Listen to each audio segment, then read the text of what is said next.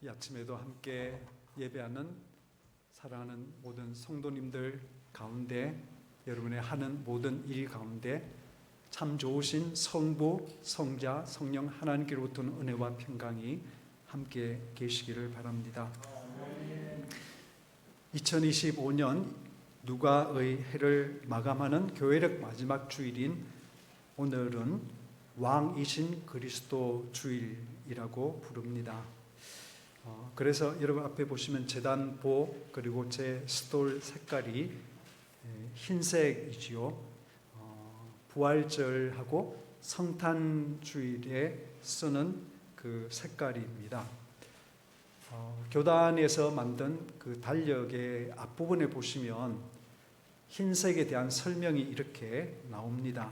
흰색은 흠 없는 순결, 거룩함, 완전, 위엄, 영광, 즐거움의 색이다. 이는 신성의 색이다. 성탄절이나 부활절과 같은 기쁜 축제와 그리스도의 생애 중 특별한 사건이 있을 때 사용하는 색이다 라고 말입니다. 그런데 여러분, 지금 설명을 잠깐 여러분들 들으셨지만 오늘 복음서 본문을 보면 우리는 좀 당황스럽습니다. 왜냐하면 성경 본문이 성금요 예배 때나 어울릴 법한 그런 십자가 처형 이야기가 우리의 본문으로 정해져 있기 때문입니다. 그래서 어떤 면에서 오늘의 흰색은 살점을 뜯어내는 채찍과 가시 면류관과 또한 굵은 대못이 만든 붉은 피로 온통 얼룩졌습니다. 흰색이 표방하는 위엄이나 즐거움도 찾기 어렵지요. 로마는 십자가 처형을 가장 무거운 처형으로 그렇게 정하고 십자가 처형만큼은 굉장히 조심해서 집행을 했는데요. 그런데 일단 누군가가 십자가 처형을 받아야 된다 생각하고 확정을 하면 그 집행 장소는 사람들이 가장 많이 지나다니는 길가를 선택해야 한다는 그런 규례가 있었습니다.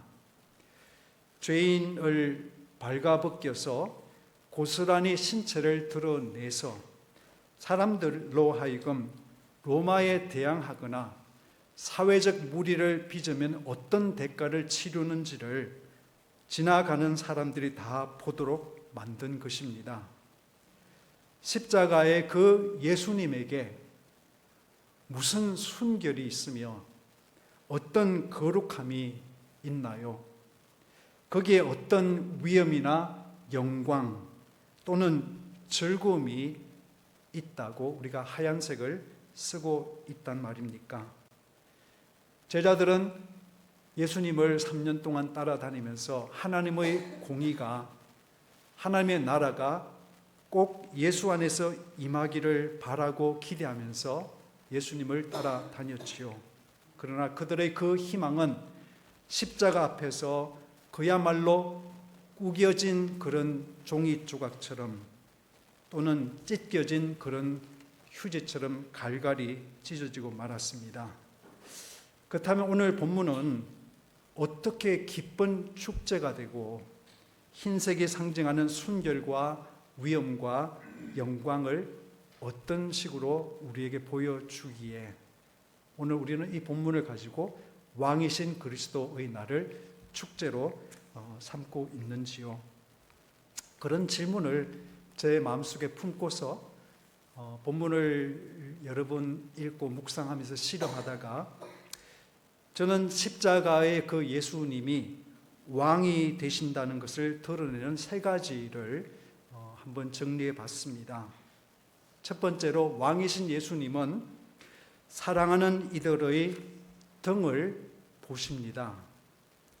골고다로 향하시던 예수님은 돌이켜, 그렇죠? 본문에 보니까 돌이켜 본인이 따라오던 그 갈릴리에서 따라오던 그 여인들이 가슴을 치면서 따라오는 것을 보시고 그들에게 이렇게 말씀하십니다. 예루살렘의 딸들아, 나를 두고 울지 말고 너희와 너희 자녀를 두고 울으라. 보아라, 아이를 베지 못하는 여자와 아이를 낳아보지 못한 태와 젖을 먹여보지 못한 가슴이 복되다 하고 사람들이 말할 날이 올 것이다. 여러분, 누군가를 사랑하기 시작하면 그의 덩이 보인다고 제가 여러 차례 드렸습니다. 자식이 철이 들면 부모의 가벼워진 몸과 구부정해진 그 등이 보이는 법이고요. 부부가 서로를 애틋이 사랑하면 상대방의 허물이나 단점이 밉기도 하지만 안쓰럽습니다. 자식을 향한 부모의 마음도 그러하리라고 생각합니다. 예수님은 십자가의 처형 그 장소로 가시면서 기가 막힐 그 운명을 앞두신 그 예수님을 슬퍼하면서 따라오는 그 여인들을 도리어 걱정하시면서 돌아보시고 말씀하십니다.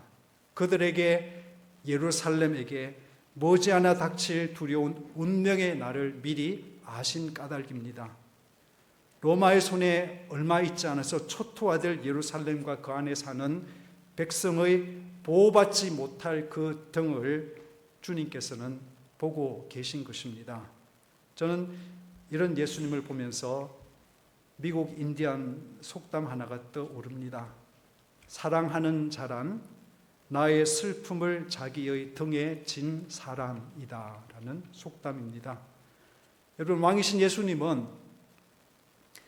백성의 등을 보실 뿐만 아니라 예루살렘과 백성의 운명을 자신의 그 등에 지고서 골고다를 오르고 계신 것이고 그 짐을 지고서 십자가에 죽으십니다.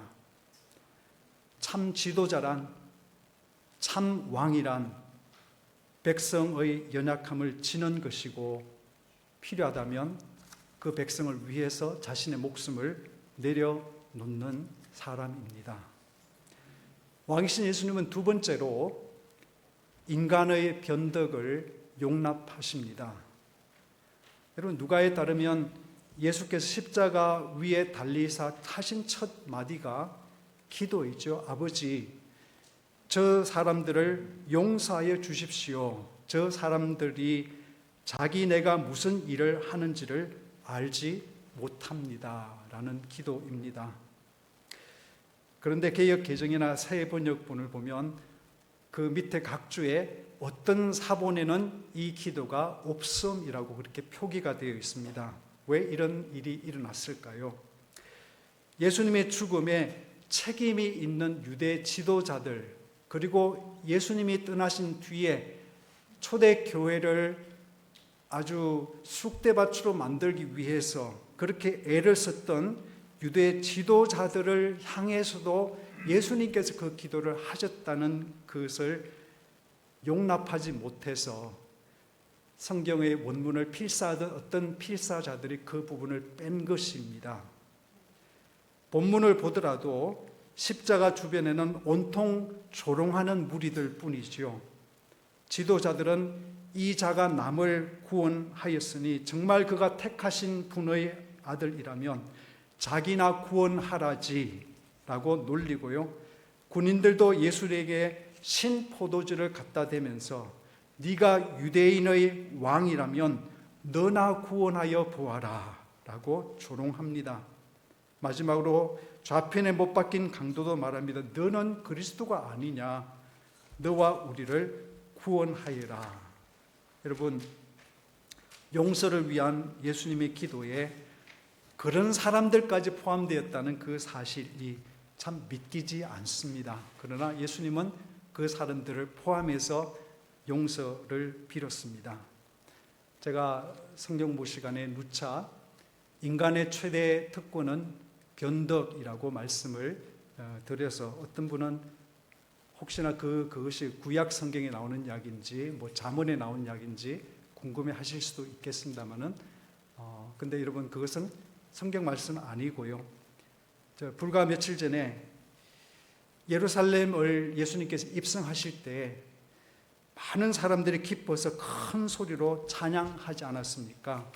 찬송하리로다. 주의 이름으로 오시는 이 왕이시여, 하늘에는 평화요, 가장 높은 곳에서는 영광이로다. 그렇게 외쳤던 그 백성은 이제 돌변하여서 그를 십자가에 못 박으라, 십자가에 그를 못 박으라고 그렇게 소리를 질러서 예수를 놓아주려고 했던 그 빌라도를 이겼고요. 그리고 십자가에 달리신 예수를 구경이나 지금 하고 있는 그런 무리로 바뀌었습니다. 그런 인간의 온갖 변덕을 예수님은 받아들이십니다. 그리고 그들을 용서하십니다. 최근에 사석에서 어떤 분이 저에게 목사님은 어떤 사람을 보면 뚜껑이 열리나요? 라고 물었습니다.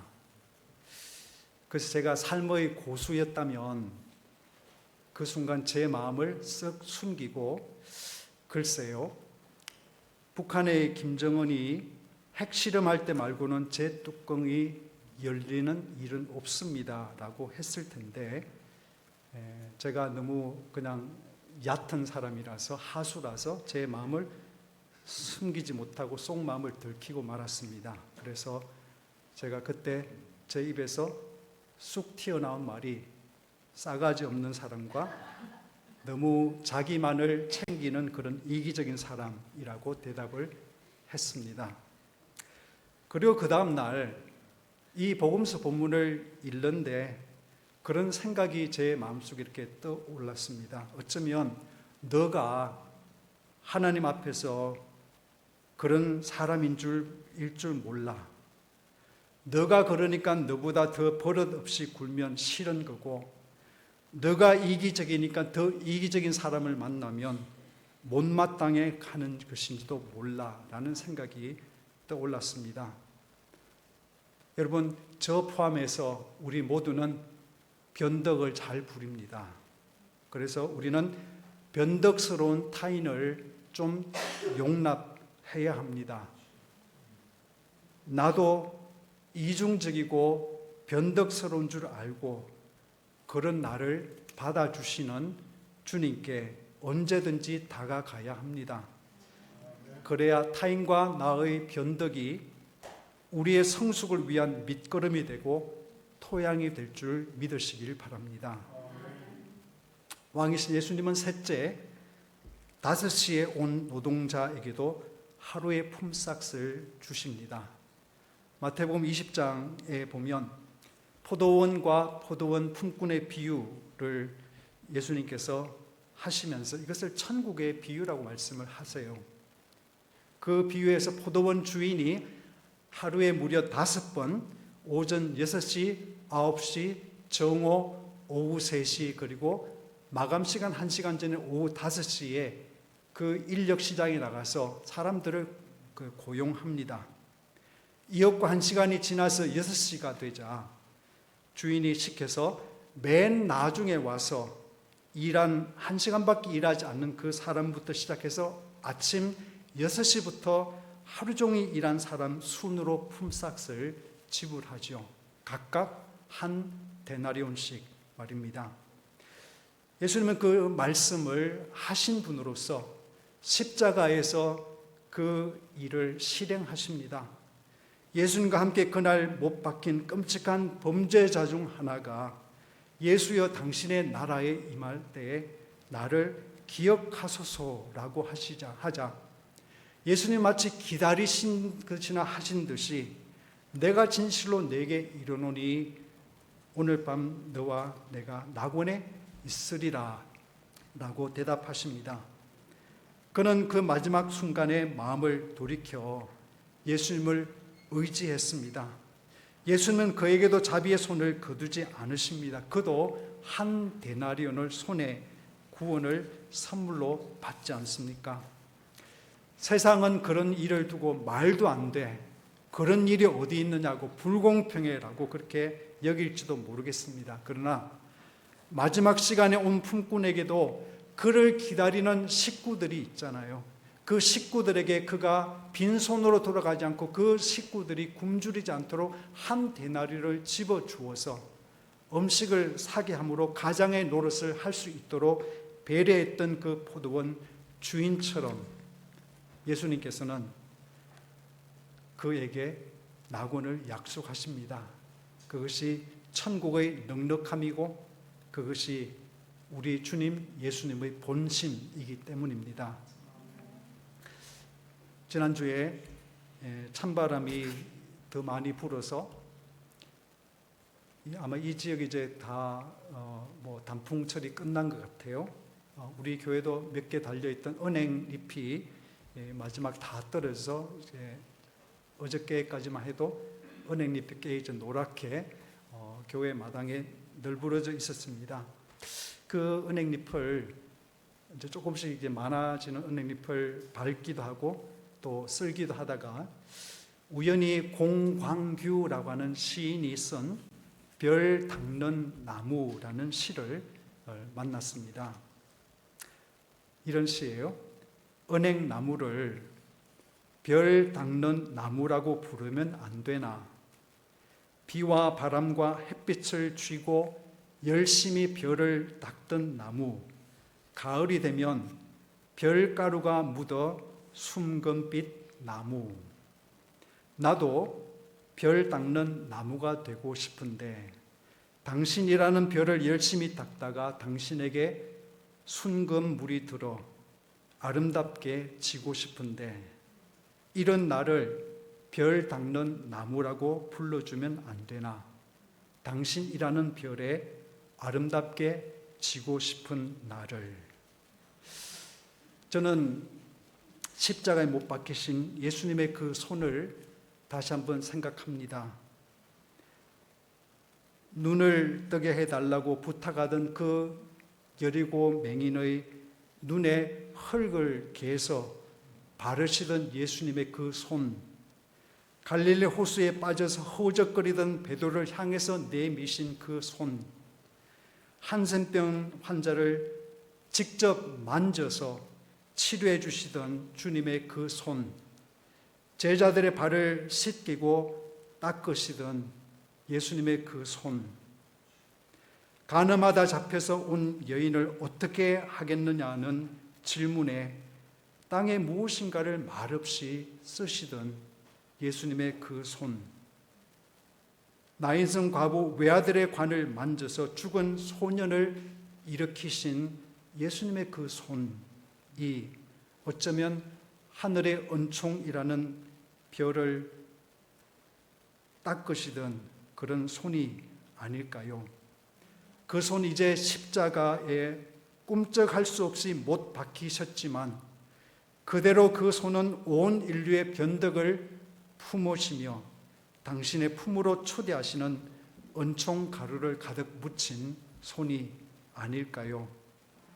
떠날 때가 되면 미련 없이 툭 떨어지는 은행잎처럼 예수님은 십자가에서 그렇게 아름답게 우리 마음 안에 지십니다.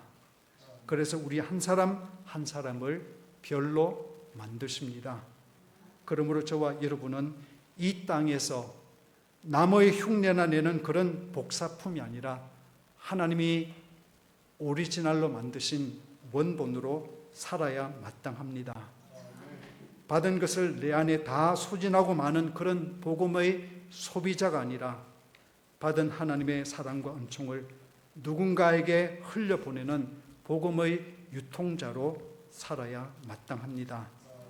그게 우리를 이 시대의 별로 삼으신 주님의 뜻이고 보람이라는 사실을 기억하면서 이 땅을 믿음의 자녀답게 살아내시기를 주의 이름으로 축원합니다. 기도하겠습니다.